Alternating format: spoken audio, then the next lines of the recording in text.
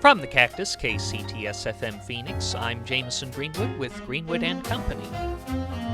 Well, so glad everybody could join us this evening. I know the holiday season is already among us. Want to wish a happy Hanukkah to my friends of the Jewish faith, and Christmas is going to be here before we know it. It'll be on Thursday, so we got to do our Christmas show, of course. I'm going to have the usual poems toward the end. I'm going to share a new one with you, as well as a poem that I shared last year that I just couldn't resist sharing with you again this year.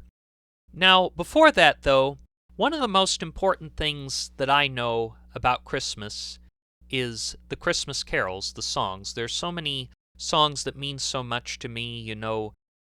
Have Yourself a Merry Little Christmas, that's a standard. Silent Night, Rudolph the Red-Nosed Reindeer.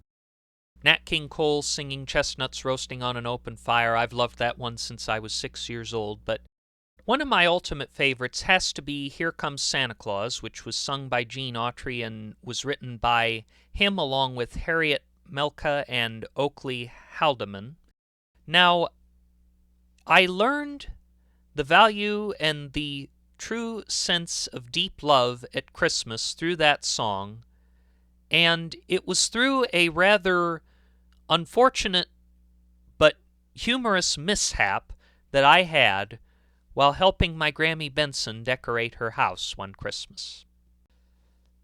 Down in the Sonoran Desert, the arrival of winter comes with very little fanfare the way it does in the northern parts of the country. While the first big snowfall at Thanksgiving or even before marks a hard stop to autumn and definite start of winter, temperatures in Phoenix drop just enough to make jackets a necessity rather than a mere fashion statement. People begin planting illuminated statues of reindeer, penguins, and polar bears on the gravel in their yards, and wrapping their saguaros, yucca, and prickly pears in Christmas lights. We Greenwoods hung up colored lights on the eaves that matched another set along the bushes in front of the living room window, 3 statues of Mary, Joseph, and baby Jesus on the front gravel, a set of blue lights on the nearby river rock, and a Christmas wreath with a gold ribbon and gold and silver presents, balls, and snare drums up on the front door. But that could not compare to the wonderland inside. In front of the living room window stood our 8-foot-high tree with its white lights, silver garland, and numerous ornaments store-bought and homemade. The typical ones that everyone's heard of, and others of our favorite characters, including Mickey Mouse, Arthur and his dog Pal, and the entire Simpson family. The stockings were hung along the banisters for the staircase, since we had no chimney, and a small nativity set with Mary, Joseph, Jesus, and the animals, along with a shepherd and 3 wise men, was carefully arranged by Macy and I on the sideboard. Mom, Dad, Macy, and I got all this finished on Friday night, then went to visit Grammy on Saturday with the intention of decorating her house after dinner at Luby's Cafeteria. Upon returning to Grammy's house in Sun City West, Mom and Dad went to her garage to find the lights for the front porch, while I got a step stool and went with Grammy and Macy to the spare bedroom, handing them boxes labeled Christmas from the top shelf of the closet. Unlike our tree, which required lights, garland, and ornaments, Grammy's tree required little effort to decorate. Rather than removing all the ornaments, garland, and lights each year, Grammy saved a few steps by draping an old white sheet around it and stuffing it in the closet. When Christmas came again every year, all she had to do was take the sheet-wrapped tree, position it in the living room, remove the sheet, and plug it in. Eventually, Macy, being only 2 years old, fell asleep, and Mom and Dad had to go out to Target and Surprise to get an extra set of lights for the grapefruit trees out front, so Grammy and I were left to do the rest of the decorating ourselves.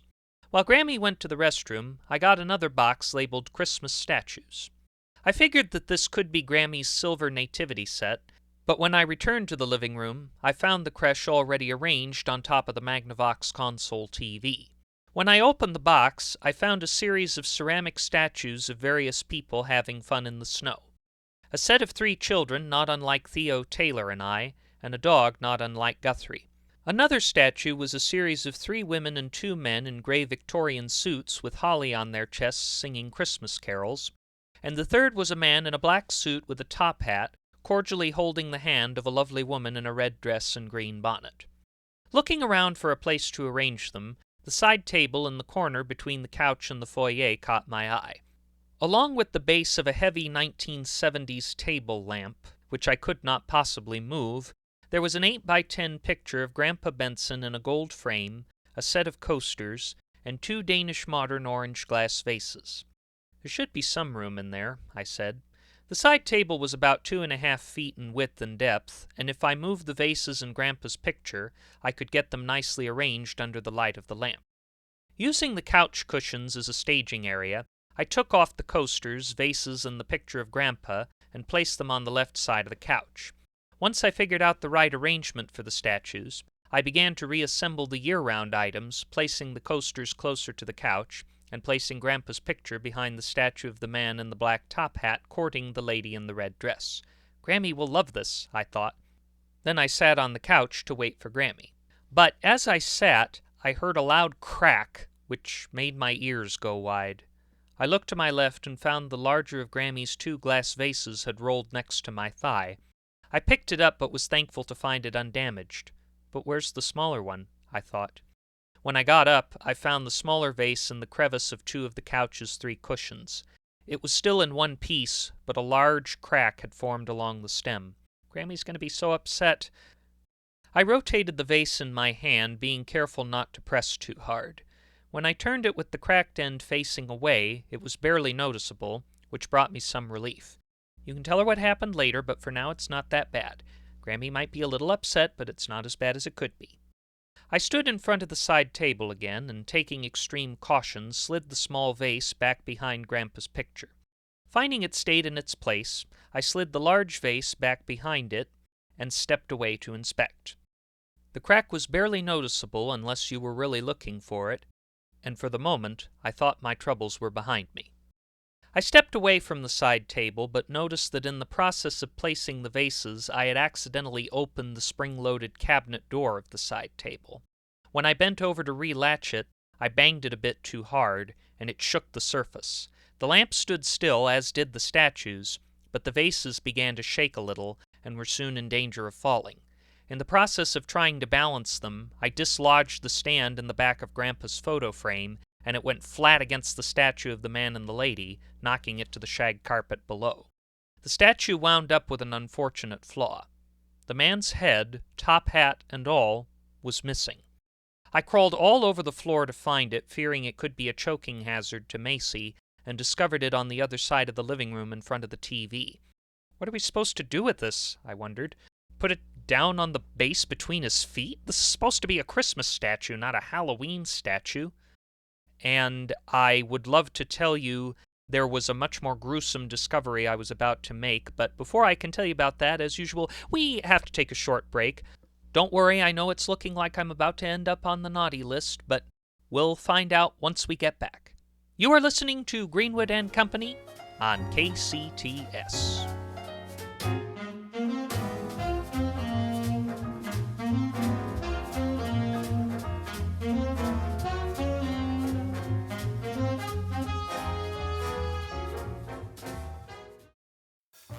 The holidays are here, and for all your food and beverage needs, look no further than Giggett's Supermarket, your ultimate subpar food store.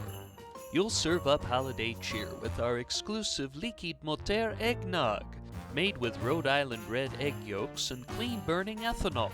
Serve with a sprinkle of cinnamon for that classic Christmas Eve taste. Or try an exclusive Christmas fruitcake from our bakery. A rich blend of glassy cherries, sweet pecans, molasses, and plastic wood. Available in full or halves, it's a perfect holiday dessert. And when your guests have to go home to meet Santa, or you're tired of them but don't want to call the police, send them home with our gift baskets of assorted Giggett's candies. Everything from chocolate to caramel, peppermint, and cinnamon, all made with the finest lead-laden, mice-infested, high-fructose corn syrup. Sweet treats even Scrooge can't say humbug to. All these Christmas deals are available at Giggett's Supermarkets, your resource for all your subpar grocery needs, helping you make the season bright or get payback if you need. Drop by your local Giggett's Supermarket today. And welcome back. You are listening to Greenwood and Company on the Cactus KCTS. We've got our Christmas show all ready for you, but when we were last talking, it was starting to look a little bit more like Halloween because the head of one of my grandmother's Christmas statues had broken off. Now, I know that that seemed like a gruesome discovery, but a more gruesome discovery was waiting for me on the side table. When I picked up Grandpa's photo in the gold frame, parts of it looked like I remembered. Grandpa was there smiling with his tortoise-shell glasses, graying brown hair, and Errol Flynn mustache, and clad in his blue suit, yellow shirt, and striped tie against a beige background. But there was a huge crack cutting through the middle of his face, and several smaller cracks as well. I had never broken a picture frame before, but I didn't think you could replace a frame photo once it got broken, and since Grandpa was long dead, there would be no way to restage this photo to get it fixed. At that moment, Grammy came around the corner. "Is everything okay, Jimmy? I thought I heard some banging. Thank goodness it didn't wake up your sister." She turned over to the side table and looked at the assortment of statues. "Oh, you put out those statues that I got from the rummage sale a few years ago. But where's the picture of Grandpa?" I held out Grandpa's shattered face. "I'm so sorry, Grammy." I handed the photo to Grammy and began to cry. "I was trying to get these all decorated, and I left your vases on the couch while I was putting up the statues and forgot about them. I sat on that smaller vase on accident, and it got a crack in it, and when I was putting it back, I knocked over Grandpa's photo. Fell on the statue of this man and lady and got all cracked, and the man's head fell off. I just put it there next to his feet because I didn't know what to do with it. I know that photo was so important I'd give anything to have not broken it, Grammy, but I did." "Well," Grammy sighed, "that's only the glass that broke, and I have extra copies of that picture if the picture itself is ruined. But next time you need to ask me before you start moving stuff around. I know you were careful, but you and your sister could have cut yourselves on that glass, and that would be dangerous. Besides, I've been meaning to throw those statues away for years." "Why? See that one pair of boots among 3 children?" I looked closely at the set of 3 children, and when I examined the pair of boots next to the golden retriever with more scrutiny, I noticed there were cracked marks. What had been 3 children was in fact 4 children originally. "I'm sorry, Grammy, I must have broken that one too." Then I realized I had no idea where the 4th child was. "I've got to find that so Macy doesn't choke on it." I jumped to the carpet and began searching between the coffee table and the couch and underneath both for the missing child. "Where is it?" "Now calm down, Jimmy. It was like that when I bought it. The box that they came in had the 4 little children, but I didn't realize until I got home that one of them was missing. I thought one of the children just left their boots off to the side, but there was once another child who got cracked off. I figured it seemed odd to have just an empty pair of boots there, so I never put that statue out. Do you think we can fix the one whose head broke off? Let me take a look." Grammy picked him up.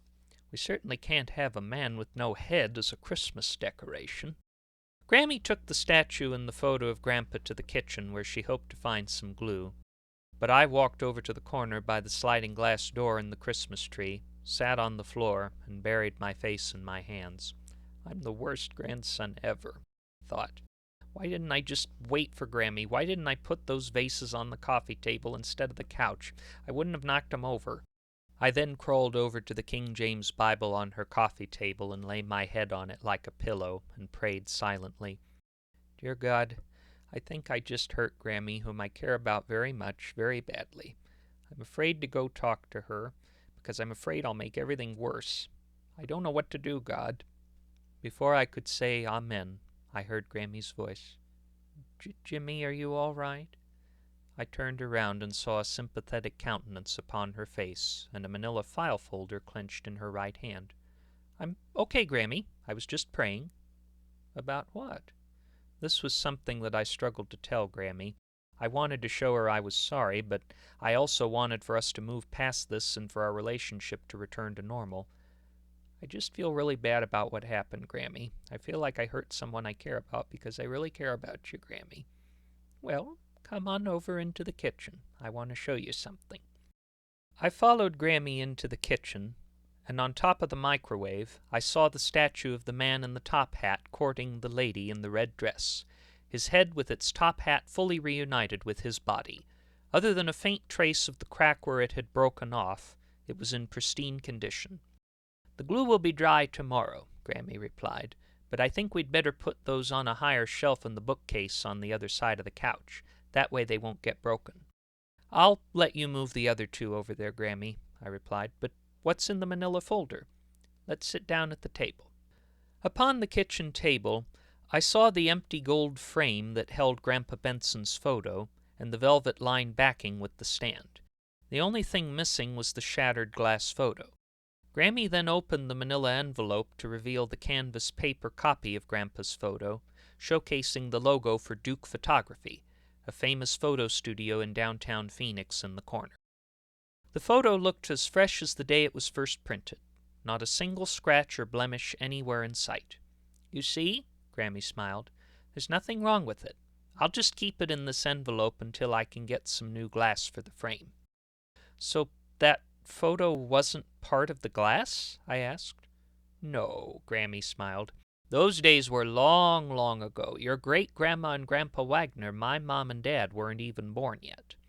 "Grammy, I know it's not as bad as I thought, but I'm really sorry that happened." "Well, you don't need to worry about that anymore, Jimmy. I'm not mad at you. But that photo was so important to you, and you said yourself that I shouldn't have touched those statues. Well, I won't be able to give those away, and I think we shouldn't put out the one with the missing boots, but the one with the man and the lady's starting to grow on me. It'll look fine when the glue is dry." Grammy tried to get me to feel better, but I still seemed to think that I didn't deserve it. She then rose to put the photo of Grandpa and the frame components away in her desk, but insisted she wanted to show me something else in the living room. I obeyed and waited on the floor in front of Grandpa's chair, thinking I should punish myself by not sitting in it. Grammy then opened the lid for the turntable on the Motorola stereo console, after which she placed a 78 RPM record with a red Columbia label on the spindle and switched the turntable on. I watched the record drop and the needle move itself over to play it. The song was Gene Autry singing "Here Comes Santa Claus." "I know it's Christmas, Grammy, but why are you playing this record for me?" "You'll see soon enough, Jimmy," she smiled. Through the first verse discussing Vixen, Blitzen, and all the reindeer, I didn't find any specific inspiration, nor in the second verse that discussed the bag full of toys or the jingle-jangle of the sleigh bells. Then the third verse, which I'd never heard before, struck a chord. "Santa Claus knows we're all God's children. That makes everything right. Fill your hearts with the Christmas cheer, 'cause Santa Claus comes tonight. Remember you're God's child, Jimmy." Grammy smiled at me. I had much regret about breaking Grammy's things that night, but in the grand scheme, this transgression was quite minor. Per the song by Gene Autry, we all sin and fall short of God's glory no matter how good-hearted we try to make ourselves, and even in trying to do good things, such as helping Grammy decorate, we all mess up once in a while. The important thing that Grammy wanted me to remember is that we're all God's children, beloved by Him, and even when we mess up or have setbacks, as long as we strive to follow the light and achieve peace on earth, God sees us as His lovable children. Gene Autry sang one last reprise of the first verse, reminding us to hang our stockings and say our prayers, before the needle lifted itself off the record, moved back to its rest position, and shut the turntable off. "Well, what did you think of it?" Grammy asked as she lifted the record off the spindle and closed the turntable lid. "I think that's my new favorite Christmas song, Grammy." You are listening to Greenwood and Company on KCTS.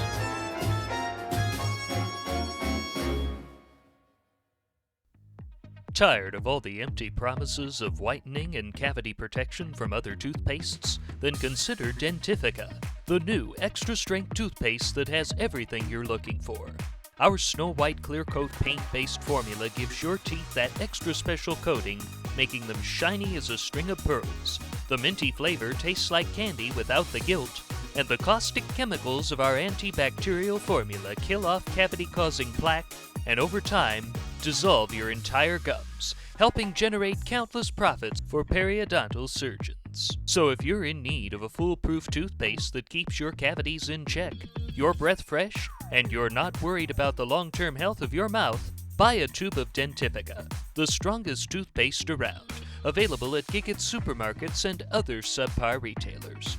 Warning, due to safety concerns, Dentifrica toothpaste is not available for sale in California, Maryland, or New York State. This product is known to cause athlete's foot in the state of Arizona, mononucleosis in Massachusetts, and tick-borne encephalitis in Texas even if tick bites are not present. Parents may lose custody of their children if Dentifrica is purchased for minors. Use of Dentifrica does not eliminate the need for regular flossing. Get a tube of Dentifrica toothpaste today.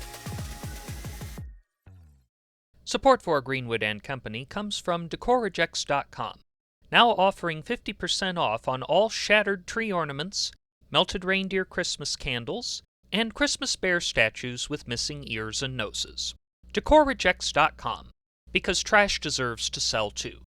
Additional funding is provided by the Used Car Salesman Plaid Sport Coat Foundation and the Society for Cats with Mathematics Test Anxiety. Well, one of the things that's a common occurrence at Christmas time, less so than it used to be, is the sending of Christmas cards. People mostly do it online now, but every time I go into Barnes & Noble, just as Christmas is starting, I look at all the artwork that's on the cards, and it's really amazing, the pictures and everything, and it inspired this poem, which I will share with you. I have 2 poems for you this Christmas time. Here is the first one, Christmas Card Sonnet. Each Christmas season many stores display large tables stacked with cardboard Christmas art, depicting winter one-horse open sleighs to trigger precious memories of the heart. Front covers showing wreaths or Douglas firs to complement the other Christmas sights. Yet others make artistic use of words that celebrate the child who brings us light. The envelopes are stuffed this time of year, then passed between the mailbox's slot. When opened they bring gratefulness and cheer, your friendship ever present in their thoughts. A touching message of such kind regards the simple beauty of each Christmas card. And because I simply can't resist it, and hope you guys would appreciate just a little bit more humor, I know we've talked about one Christmas accident already, but I have to share this fond Christmas memory I have in the form of the poem which I shared last year, Dad's Christmas Train Accident. Each Christmas us Greenwoods ate turkey and stuffing, and desserts of all kinds, we were lacking in nothing. Among slices of pie, few small crumbs would remain, all except for Dad's plate, he was playing with trains. See, at Christmas my dad was too busy for pie, but it wasn't for sadness, his eyes were quite dry. For Christmas my father's small pieces of track were assembled for trains going clickety-clack. Sitting under the tree in his socks but no shoes, with the toy that most often left Daddy amused. 'Twas his favorite from childhood, its name Lionel. It was 50 years old, but you hardly could tell, for he took such good care of his train 'neath the tree, for the joy of my sister, my cousins, and me. It was carefully oiled, the track was protected, so the smallest of problems could fast be detected. But Dad didn't examine the tree up above. While 'twas many an ornament dearly beloved, there were also stray hooks from some Christmas long past, but they stayed on the branches, continued to last, until one Christmas evening, while playing with trains, a hook fell from the tree like a small drip of rain, and it landed soon after upon a live track. A bad thing, insulation, this metal hook lacked. So the sparks began flying from down on the floor, but the train chugged along through the track loop once more, till at last when it reached the stray hook it derailed, and it seemed that its workings were jammed and impaled. The sparks began flying, and Dad had no choice, with the living room channeling Mom's screaming voice, but to shut off his train, to unplug the transformer, so the tank wouldn't get ever dangerously warmer. But while trying to cut off the flow through the wires, Dad failed to notice the tree was on fire, so he ran for the kitchen as quick as a blink, to retrieve the extinguisher under the sink. Dad raced back to the living room, aimed the black hose at the flames called by Kipling men's red flower rose. So he sprayed down the flames, got the fire extinguished. Though much blacker below, the tree still looked distinguished. But his train was now covered in flame-fighting foam. With this blanket the train could no longer go roam. On its tracks which were sticky, its wheels which were jammed, by this flame-fighting foam that train really got slammed. So Dad got a big cloth to clean off his dear train. 'Twas a sight which had caused him considerable pain, for it seemed that his train had now bitten the dust, But in sure Christmas miracles Daddy had trust. 'Twas a Christmas disaster, it seemed like at first, but 'twas one for which Dad had both planned and rehearsed. He unhooked all the tracks, got a pair of red pliers to repair his dear train, jammed by Christmas hook wires. Then he placed it back down, snapped the tracks back together, so the rest of that night the train chugged through fair weather. A disaster recovered from, Christmas was safe, and disastrous ends, that train somehow escaped. That brings an end to this week's Greenwood & Company. Our show was created and hosted by yours truly and was written by him along with James Salison and Minnesota Martinez. The engineer is Ivan Crosby. Jonas Andrews answers the phones even though we don't take calls on this program. The theme was composed by Martin Landstrom, and our costumes are provided by Grandma's Garage Thrift Shop. All the characters, settings, and situations depicted in this program, along with all advertised products, are entirely fictional, and any similarities to products, events, or persons, living or dead, is entirely coincidental. Also, KCTS is not an actual radio station. Be sure to visit our website at JamisonGreenwoodPodcast.com to learn more about Greenwood & Company, and make sure to follow us on the podcast platform of your choice and share with your friends on social media. Just a reminder to please be careful if you are going out on the 101, the 17, or Route 66 tonight. I'm Jamison Greenwood, and until we meet again, stay healthy, stay safe, and stay young at heart. Good night.